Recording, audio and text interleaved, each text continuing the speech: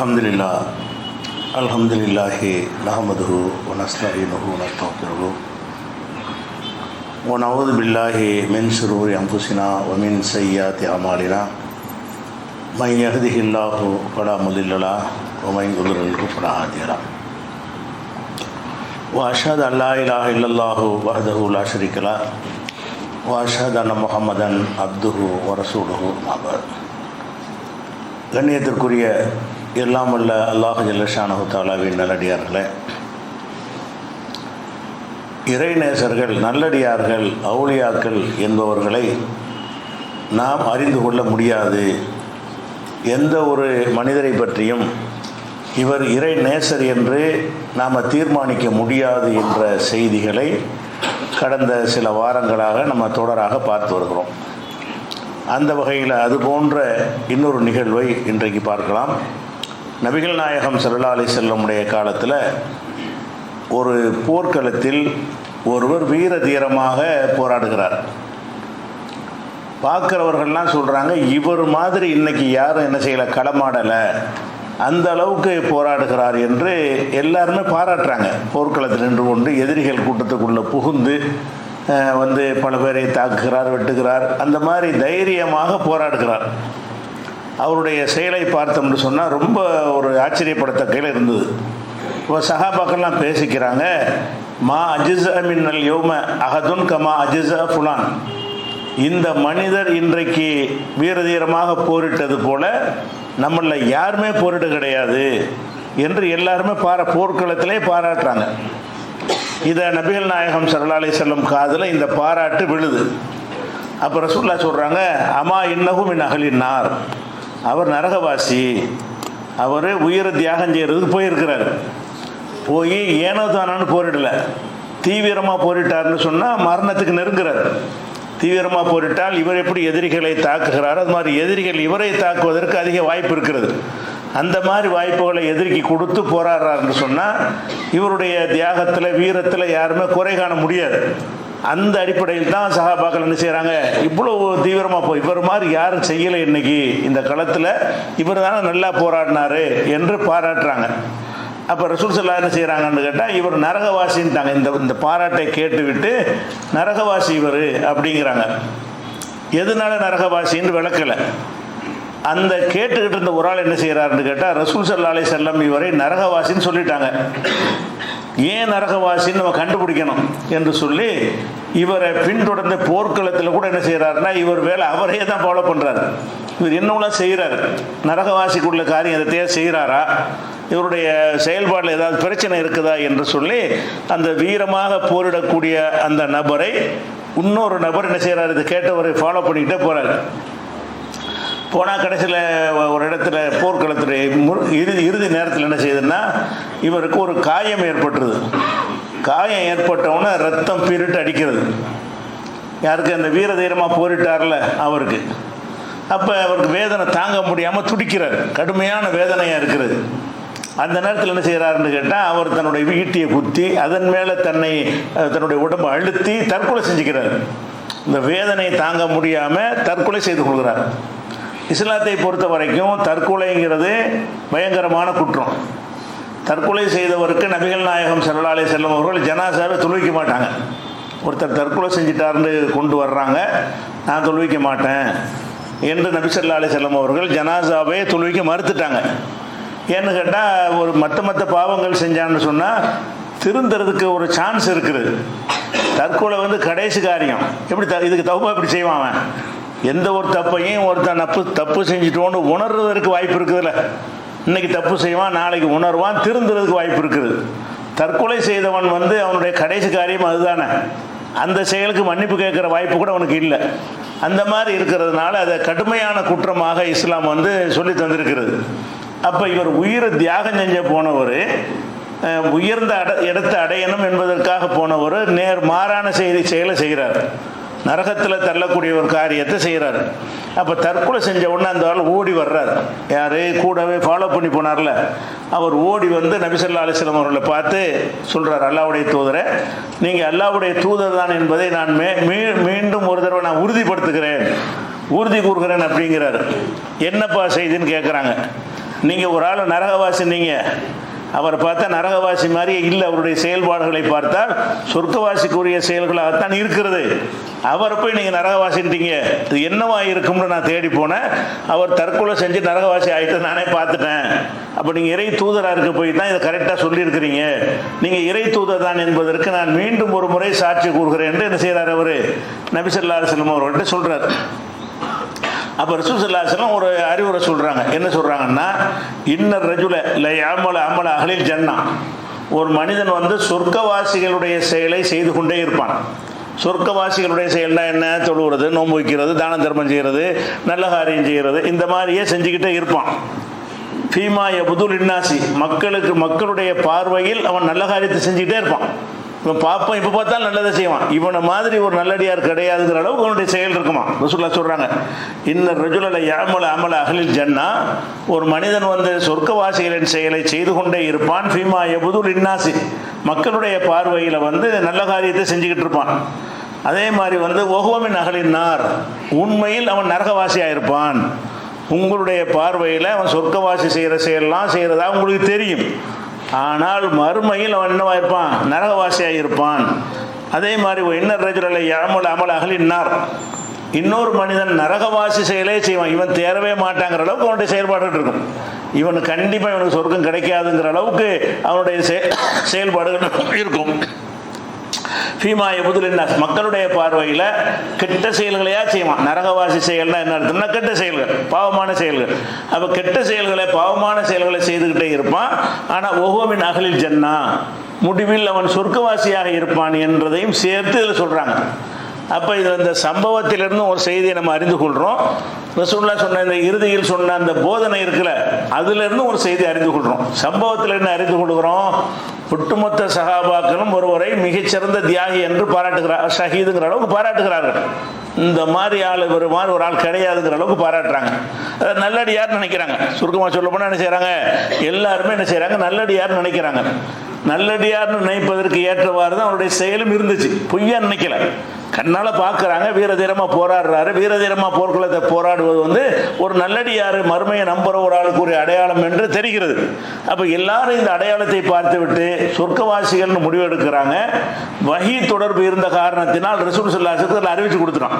இவர் வந்து இந்த மாதிரி தான் அவர் இறந்து போவாருங்கிற செய்தியை சொல்வதற்காக வேண்டி ரசூலுல்லாஹ் ஏன் சொன்னாங்கன்னா, வஹி வந்தால் சொல்லிடுவாங்க, அவங்க மற்ற யாரும் சொல்ல முடியாது.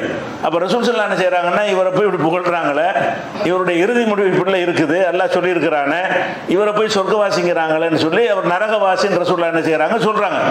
அந்த முடிவு நரகவாசின்னு சொன்னதை கூட அது எந்த காரணத்தையும் தெளிவுபடுத்தாமல் போல இந்த சம்பவத்தில் எல்லாம் காட்டி வர கொடுத்துட்றான்.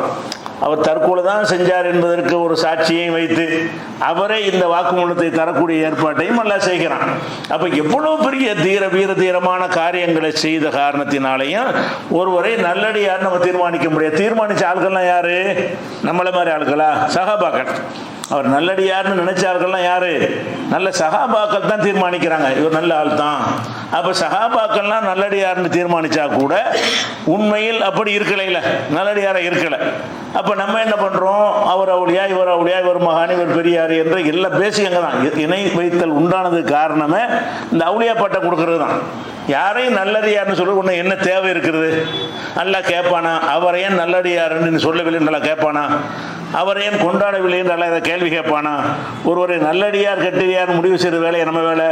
நம்ம நல்லடியாரை நடக்க முயற்சி பண்ணணும், நம்ம கெட்டடியார் ஆகாமல் இருப்பதற்கு முயற்சி பண்ணணும். அதுதான் இஸ்லாத்தினுடைய போதனையை தவிர அவர் நல்லடியார், இவர் நல்லடியார்னு சொல்லிக்கிட்டு நான் நல்லடியார் இருக்க மாட்டேங்கிறான். நீ அவரையே நல்லடியார், நீ நல்லடியார் இருக்க வேண்டியதானே? அப்போ இவன் நல்லடியார் அவரை பற்றி சிந்திக்காமல் அடுத்தவர் நல்லடியார் தீர்ப்பளித்தான் என்று சொன்னால் அங்கே அல்லாஹ்வுடைய அதிகாரத்தை கையில் எடுத்துக்கொள்கிறான். அல்லாஹ்வுக்கு தான் ஒருத்தர் நல்லடியார் என்பது தெரியும், எனக்கும் தெரியுங்கிறான். அப்போ அல்லாஹ்வோடு போட்டி போடக்கூடியவனாக இருக்கிறான் என்பது இதிலிருந்து விளக்குகிறது. அடுத்த ரசூலுல்லாஹ் செஞ்ச அறிவுரை இருக்குல்ல, அந்த அறிவுரை எப்படி வருது? மக்களுக்கு பார்வையில் நல்லதே தான் செஞ்சுக்கிட்டு இருப்பான். அப்படின்னா ஒன்று ரெண்டு நல்லது செய்யலை, செய்கிறதெல்லாம் நல்லதாக இருக்கிறது, செய்கிற காரியமெல்லாம் சொர்க்கவாசியின் செயலாகவே இருக்கிறது. அப்படியான ஒரு காரியத்தை செஞ்சவனை பற்றி நம்ம என்ன சொல்லுவோம்? நல்லடியார்னு சொல்லுவோம். நல்ல மகான்பா, நல்ல மனுஷப்பா அப்படிமோ. கடந்த காலத்தில் வாழ்ந்தவர்கள்னா அவுளியா பட்டம் கொடுத்துருவோம். நம்ம காலத்தில் வாழ்ந்தா நல்ல மனுஷன் சொல்லுவோம். காலம் கடந்து போச்சுன்னு சொன்னால் அவுளியா பட்டம் வேற கொடுத்துருவோம். அவர் எப்போ பார்த்தாலும் தொழுது நோம்பு வச்சுக்கிட்டு அப்படி இபாதத்தில் மூழ்கி கிடந்தாரு அப்படின்னு சொல்லுவோம். மூழ்கி கிடந்தவர் என்னவா இருப்பார்? நரகவாசியா இருப்பாருங்க. அல்லாஹ் வந்து கல்பை பார்க்குறான், நீங்கள் செயலை பார்க்குறீங்க. வெளிப்படையான செயலை பார்த்து விட்டு அவுளியாங்கிறீங்க. அல்லாஹ் என்ன செய்வான்? இவன் எந்த நோக்கத்தில் செய்கிறான், பேருக்கு செய்கிறானா, புகழுக்கு செய்கிறானா, வேற ஒரு நோக்கத்தோடு இவன் செய்கிறானா அப்படிங்கிறது அல்லாஹ் பார்க்குவான். அப்படிங்கும்போது நல்லடியாருன்னு நினைத்த எல்லாரும் நரகவாசியாக இருக்க மாட்டாங்க. அப்படின்னு நினைச்சிடக்கூடாது. யாரெல்லாம் நல்லடியாராக இருக்கிறானா அப்படி போய் நரகவாசி இருக்கக்கூடாது.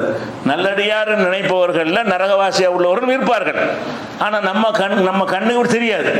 இவர் நல்லடியார தான் இருப்பார் கண்டிப்பா. இவர் வந்து கண்டிப்பா நரகத்துக்கு போக மாட்டாரு, அவருடைய செயல்களை பார்த்தாலும் நல்லா தெரிகிறது அப்படின்னு எல்லாரும் நினைக்குவாங்க. அவர் நரகவாசியாக இருப்பார் என்றால் என்ன அர்த்தம்? நீங்க இதை தீர்மானிக்க என்ன அர்த்தம்? இதுக்கு என்ன அர்த்தம்? இதே சொல்றாங்க ரசூல் ஸல்லல்லாஹு அலைஹி வஸல்லம். இந்த முடிவை நீ எதுக்கு எடுக்கிற? உன் முடிவு இப்படி இருக்காது. நீ சொர்க்கவாசி நினைக்கக்கூடிய ஒரு ஆள் என்னவா இருப்பாரு? நரகவாசியா இருப்பார். நீ ஒருத்தருடைய செயல்களை பார்த்து விட்டு கெட்டவங்கிற, அவன் கடைசி நேரத்தில் தௌபா செஞ்சிடலாம். கெட்ட செயலை செஞ்சவனுக்கு மன்னிப்பு இருக்க தானே செய்கிறது. தீய செயல்களில் மூழ்கி கிடந்தவனாக இருப்பான். ஒரு நேரம் வந்து என்ன செய்வான்? திருந்துவான். அவனுக்கு ஒரு அல்லாட்ட ஒரு மன்னிப்பு கேட்பான். அல்லாஹ் மன்னிச்சுட்டான்னு வைங்க, அவன் சொர்க்கவாசி ஆயிடுவான். நீங்கள் செயலை மட்டும் பார்த்துக்கிட்டு இவன் நரகவாசி, சக்கராத்துக்கு முன்னாடி மன்னிப்பு கேட்டால் கூட அவனுடைய மன்னிப்பு எல்லாம் ஏற்றுக்கிட்டான்னா முடிஞ்சு போச்சுல, அவன் நரகத்துக்கு போக மாட்டான் தானே. அப்போ அந்த மாதிரி எல்லாம் மார்க்கத்தில் இருக்கக்கூடிய நேரத்தில் நீங்கள் என்னத்துக்காக வேண்டி ஒவ்வொரு நபரை பற்றி நல்லடியார் கெட்டடியார்னு முடிவு செய்கிறீங்க என்பதற்கு இந்த ஹதீஸ் ஆதாரமாக இருக்குது. இது புகாரியில் 2898வது ஹதீஸில் இருக்குது. 2898. அதே மாதிரி வந்து ஒரு மனிதர் ரசூலுல்லாஹ்வுடைய காலத்தில் ஹல்ரமௌத்துன்னு ஒரு ஊர், அந்த ஊரை சேர்ந்த ஒருத்தர், 2 பேரும் முஸ்லீம் தான். ஹல்ரமௌத்துங்கிற ஊர், கிந்தாங்கிற ஒரு ஊர். இந்த 2 ஊரை சேர்ந்தவர்களுக்கு மத்தியில் ஒரு வழக்கு வருது. பேர் வரல, ஹல்ரமௌத்துக்காரர் கிந்தா ஊர்காரர்னு ஹதீஸில் வருது. அதனால தான் அந்த ஊரை ஒரு ஆளுடைய வழக்கு கொண்டு வந்தால் இஸ்மாயில் கொண்டு வந்தார், இப்ராஹிம் கொண்டு வந்தார் பேரை சொல்லுவாங்கல்ல, அப்படி சொல்லாமல் ஹல்ரமௌத்துக்காரரும் கிந்தாங்கிற ஊருக்காரரும் ரசூலுல்லாஹ்ட்ட ஒரு வழக்கு கொண்டு வருகிறார்கள். அவங்க யாருன்னு தெரியல, யாருன்னு தெரிய தேவையில்லை. அவங்க சொல்லாட்டி நம்ம தேவையில்லை, அந்த மெசேஜ் தான் நமக்கு தேவை. என்ன வழக்கு கொண்டு வந்தாங்க, அந்த வழக்குடைய முடிவு என்ன, அதுலேருந்து நமக்கு பெற வேண்டிய பாடம் என்ன, அதுதான் நமக்கு தேவை. அப்போ அவர் என்ன செய்கிறாருன்னு கேட்டால், அந்த ஹல்ரமௌத்துங்கிற ஊருக்காரர் வந்து ரசூலுல்லாஹ்ட்ட முறையிடுறார். அவர் தான் வாதி, வழக்கு கொண்டு வர்றார்.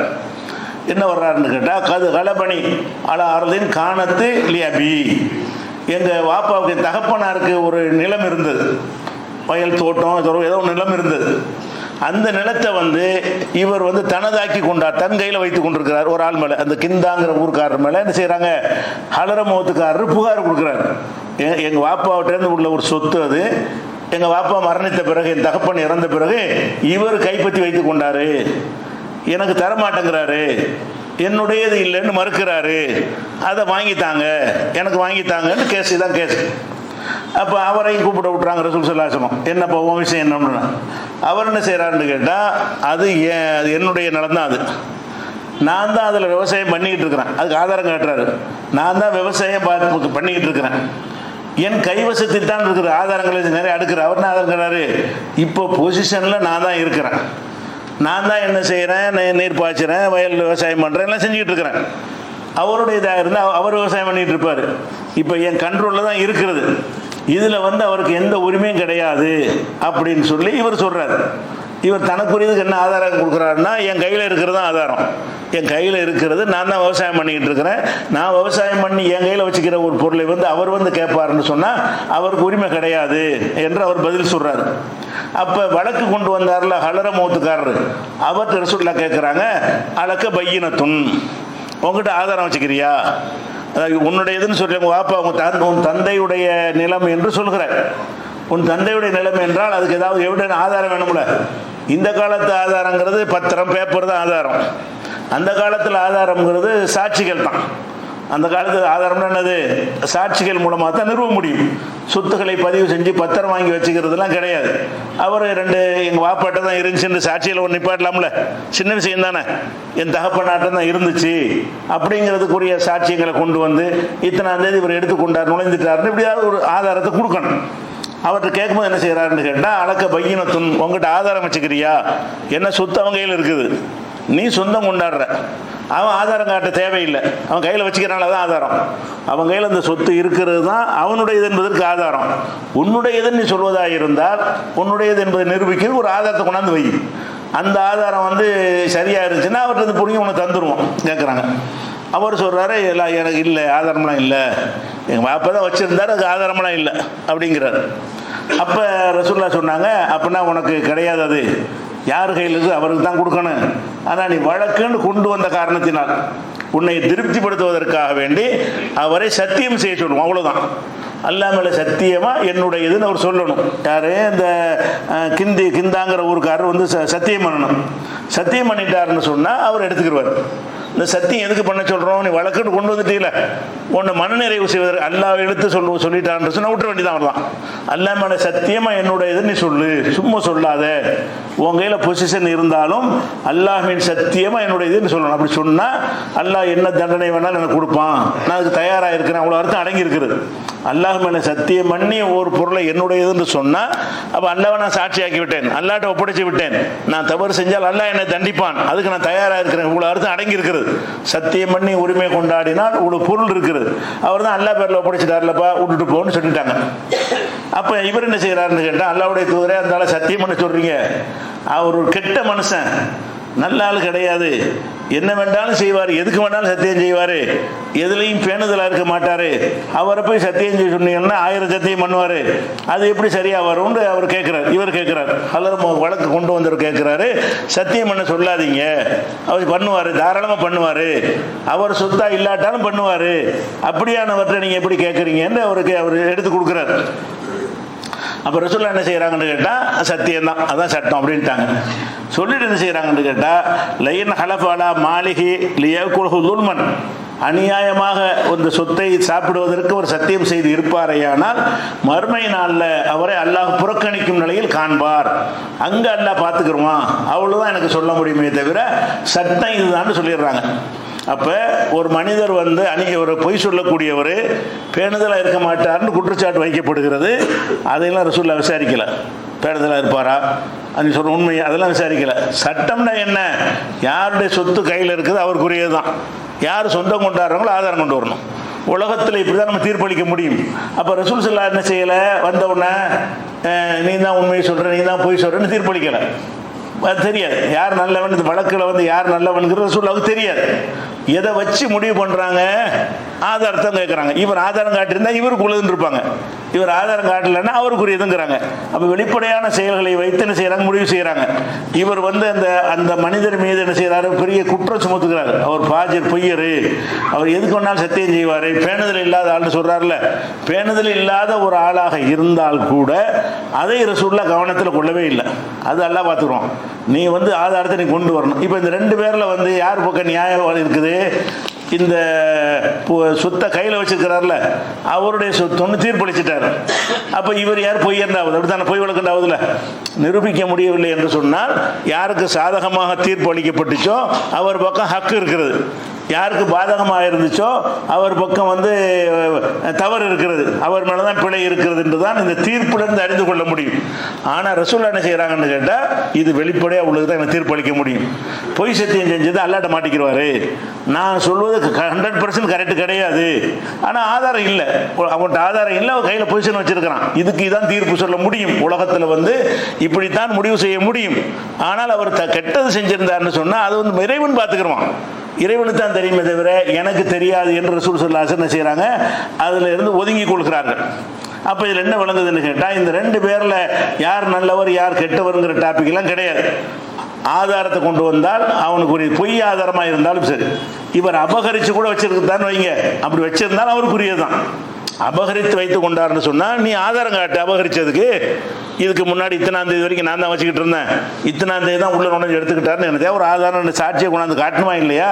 உங்கள்கிட்ட ஆதாரம் இல்லை என்று சொன்னால் நாம் மனிதர்களாகிய நாம் என்ன செய்வோம் என்று கேட்டால் வெளிப்படையான விஷயத்தை தான் பார்ப்போம். வெளிப்படையான விஷயம் என்ன? யார் பேரில் இருக்குது? இந்த காலத்தில் என்ன பார்ப்போம்? பத்திரத்தை பார்ப்போம்.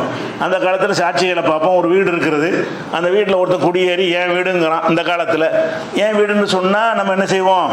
இவன்ட்டு கேட்போம், இன்னொருத்தன் உன் வீடுங்கிறப்ப என்ன ஆதாரம், அவன் என்ன செய்வான், தாய் பத்திரத்தை எல்லாத்தையும் கொண்டாந்து போடுவான். இந்த இருக்கு எங்கள் வாப்பா பேர்லாம் பதிவாக இருக்குது, நான் தான் வாரிசு, இந்த இருக்கு சர்டிஃபிகேட்டு, இவன் வந்து உள்ளே நுழைஞ்சிட்டான்னு சொல்லி காட்டினா நம்ம வந்து ஆதாரத்தை காட்டும்போது அவனை வெளியேற்றிடலாம், ஆதாரம் காட்டியதுனால. அந்த காலத்தில் அந்த மாதிரியான ஆதாரம் காட்டக்கூடிய தன்மையெல்லாம் இல்லை. நிலம் என்பது ஊருக்கு வெளியே இருக்கக்கூடிய ஒரு விஷயம். அவர் வாப்பா வச்சிருந்தாரு, யார் பார்த்துருக்க மாட்டாங்க, சாட்சிக்கு ஆள்லாம் இருக்காது, அவர் சாட்சி கொண்டு வர முடியலை. அப்போ மார்க்க தீர்ப்பு என்னன்னு கேட்டால், அவன் கெட்டவனாக இருந்தால் கூட அது நம்ம வேலை கிடையாது, அவன் பக்கம் தீர்ப்பளிப்போம். அந்த தீர்ப்பை மட்டும் பார்த்தா எப்படி தெரியும், இவர் பொய் வழக்கு அவர் மெய் வழக்குன்னு தெரியும், அப்படித்தானே தெரியும். தீர்ப்புப்படி பார்த்தா இந்த சொத்து உனக்கு தான், உனக்கு இல்லை, இல்லைன்னு என்ன அர்த்தம், நீ கொண்டு வந்த வழக்கு தவறான வழக்குன்னு அர்த்தம். அப்படித்தான் தீர்ப்பு அளிச்சிருக்கிறாங்க. அழிச்சிட்டு என்ன செய்யறாங்க, மறுமையில் நீ மசமா மாட்டிக்கிருவ, பொய் மட்டும் செஞ்சேன்னு சொன்னா மறுமையில் மசம் மாட்டிக்கிருவேங்கிறாங்க. அப்ப இதுல இருந்து நல்லவங்கிறோம்னா எந்த ஒரு மனிதர் விஷயமாகவும் நல்லவன் கெட்டவன் முடிவெடுக்கிற அதிகாரம் நபிகள் நாயகத்துக்கு கிடையாது. அதே மாதிரி வந்து ரசூல் ஸல்லல்லாஹு அலைஹி வஸல்லம் காலத்தில் அவங்க மேராஜ் சம்பவம் நமக்கெல்லாம் தெரியும். அவங்க ஆரம்ப காலத்தில் இஸ்லாத்தை ஏற்றுக்கொண்ட மக்கள் எவ்வளோ தியாகம் பண்ணி இஸ்லாத்தை ஏற்றாங்க. முதல்ல இஸ்லாத்தை ஏற்றுக்கின்ற மக்கள் இருக்கிறாங்களே, அவங்களுடைய ஈமான் வந்து ரொம்ப வலுவான ஈமான். அடி உதைக்கெல்லாம் வந்து அது பயப்படாமல் உயிரை போயிருங்கிற ஒரு நிலையில் அதையெல்லாம் அஞ்சாமல் மறுமையை நம்பி ரசூலுல்லாவை நம்பி என்ன செஞ்சாங்க, இஸ்லாத்தை ஏற்றுக்கொண்டார்கள். அப்போ இவ்வளவு உறுதியான கஷ்டமான காலத்தில் இஸ்லாத்தை ஏற்றுக்கொண்டாங்களே, அவங்களே நல்லடியார்களாக இருந்தாங்களா? ஒரு செழிப்பான காலத்தில் ஒருத்தர் இஸ்லாத்துக்கு வந்தால் ஒரு நோக்கம் சொல்லலாம். அதாவது மதீனாவுக்கு வந்த பிறகு இஸ்லாத்துக்கு வந்தாங்கன்னா முகமது கை ஓங்கி விட்டது, இவரோட சேர்ந்துக்கிட்டோம்னு சொன்னால் நமக்கு ஏதாவது கொடுப்பாரு, ஜக்காத்திலிருந்து ஏதாவது நமக்கு பிரித்து தருவார், எங்கேயாவது ஒரு அதிகாரியாக போடுவாருன்னு சொல்லி ஒருத்தன் வரலாம். மதீனாவுக்கு வந்த பிறகு மக்காவில் இருந்த ஆரம்ப காலத்தில் ஒருத்தன் வர்றான்னா நோக்கம் கற்பிக்கலுமா, அவனுக்கு என்ன இருக்குது, நல்ல அந்தஸ்தோடவும் செழிப்போடவும் கஷ்டம் இல்லாமல் இருந்துக்கிட்டு இருந்தான். இவரை முகமதை ஏற்றுக்கிட்டவனு என்னவாச்சு, அவனுக்கு எல்லாமே கஷ்டமாக போச்சு. சொந்தத்திலையும் பகை, வேறு ஊரில் பகை, எல்லாருமே பகை, யாருடைய உதவியும் இல்லை, அடி உதைக்கு வேறு ஆளாக வராங்க. இப்படியான கட்டத்தில் இஸ்லாத்தை ஏற்றுக்கொள்கிறாங்க யார், பல சஹாபாக்கள் ஏற்றுக்கிட்டாங்க. ஏற்றுக்கிட்ட பிறகு மேராஜ் நடக்குது. ஆரம்ப கட்டத்தில் மேராஜ் நடக்குது. மேராஜ் வந்து பல வருடங்கள் நடக்கலை, முதல் வருடத்தில் நடந்துருச்சு. இஸ்லாத்தை ஏற்றுக்கிட்டு இருக்கிறாங்க. அப்போ எவ்வளோ உறுதிமிக்க மக்களாக இஸ்லாத்தை ஏற்றிருப்பாங்க. மேராஜுக்கு போயிட்டு வந்து ரசூலுல்லாஹ் என்ன செய்கிறாங்கன்னு கேட்டால், அதை நான் வந்து மேராஜுக்கு போயிட்டு வந்தேங்கிற ஒரு இரவில் இதெல்லாம் நடந்துச்சு. பைத்துல் முகத்தஸ் வரைக்கும் போன விஷயத்தை சொல்கிறாங்க. சொன்ன உடனே அது அபூஜஹல் என்ன செய்தாங்க, அபூஜஹல் இது கேள்விப்பட்டு மக்கள் எல்லாம் கூட்டி விட்டான். வாங்க என்னமோ சொல்கிறான், நான் கேட்டு வருவோம் என்று சொல்லி கேட்குறான். என்னப்பா நீ, ஆமாம் ஒரு இரவில் நான் போயிட்டு வந்துட்டேன், மஸ்ஜிதுல் அக்ஸா வரைக்கும் போயிட்டு வந்துட்டேன் அப்படின்னு ரசூல் ஸல்லல்லாஹு அலைஹி வஸல்லம் சொல்கிறாங்க. அப்போ வந்து அது சொன்னோன்னு என்ன ஆச்சுன்னு கேட்டால், ஒரு சில சகாபாக்கள் என்ன செய்கிறாங்கன்னு கேட்டால், இது வந்து சரியில்லை, ஒரு சொல்வது சரியில்லைன்ட்டு முர்த்ததாகி போயிடுறாங்க.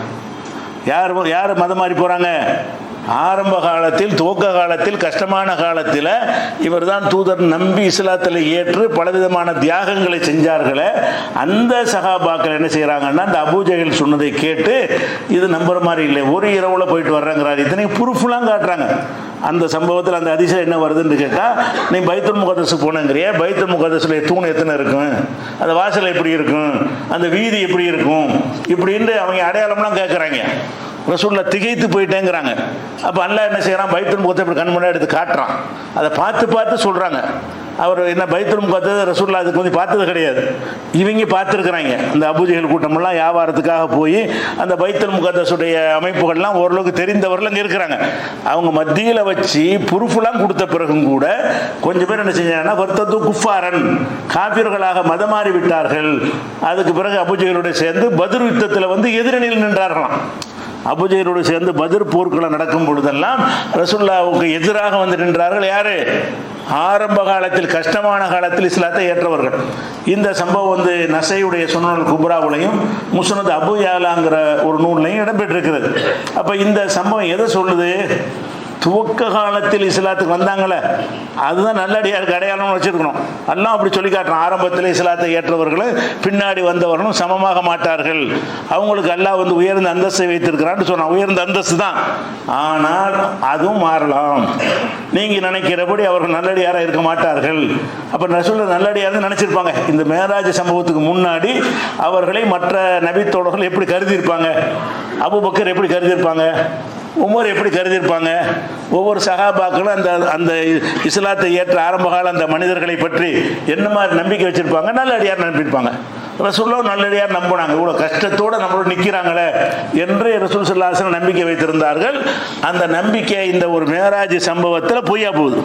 நம்ம நம்பிக்கை வச்சபடி இல்லை, நடிச்சு அப்போ நல்லடியார் அவங்க இருக்கலை, அவங்க நடிக்கலாம் இல்லை, அப்போ நம்ப தான் செஞ்சாங்க. இந்த மேராஜை நம்ப முடியல போய் சொல்றாரு அப்படின்னு சொல்லி மாறி போய் விட்டார்கள். அப்போ இவர் நம்பினவன் நம்பாம போவான் என்று ரசூலுல்லாஹ்வுக்கு தெரிஞ்சதா? தெரியல. எப்போ தெரிகிறது? மதம் மாறி போன பிறகுதான் இந்த விஷயமே தெரிகிறது.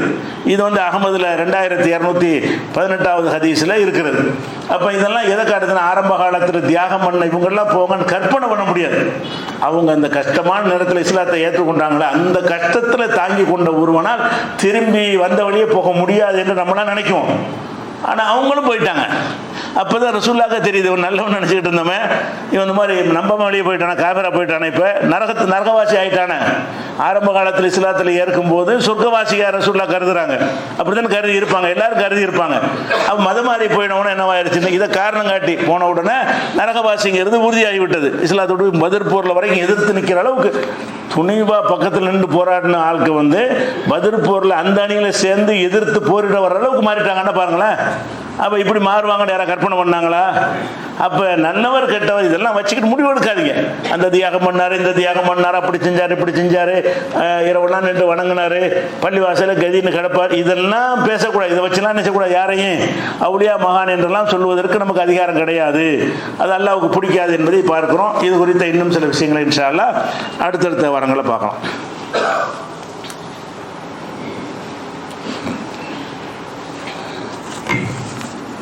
அன்பிற்குரிய சகோதரர்களே, இப்போ ஏற்கனவே இந்த தேர்தல் சம்பந்தமாக நிதி திரட்டினாங்கல்ல பத்திரம் மூலமாக, அதை சுப்ரீம் கோர்ட்டு ரத்து செஞ்சதை நம்ம பார்த்தோம், முன்னாடியே பார்த்துட்டோம்.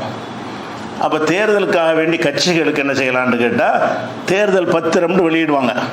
1 லட்ச ரூபா பத்திரம், 1 கோடி ரூபா பத்திரம், 10,000 ரூபா பத்திரம்னு ஒரு 5 வகையான பத்திரத்தை வெளியிடுவாங்க. அந்த பத்திரத்தை வாங்கி என்ன செய்கிறது, அதை கொண்டே கட்சிக்கு கொடுக்குறது. 1 கோடி ரூபா பத்திரத்தை வாங்குறது, அதை கொண்டு போய் பிஜேபியில் கொடுக்குறது. 1 லட்ச ரூபா பத்திரத்தை வாங்குறது, அதை கொண்டு போய் காங்கிரஸில் கொடுக்குறது. அந்த கட்சி என்ன செய்யும், அந்த பத்திரத்தை கொண்டு போய் வங்கியில் போட்டு அவங்க கணக்கில் மாற்றிக்கிறோம்.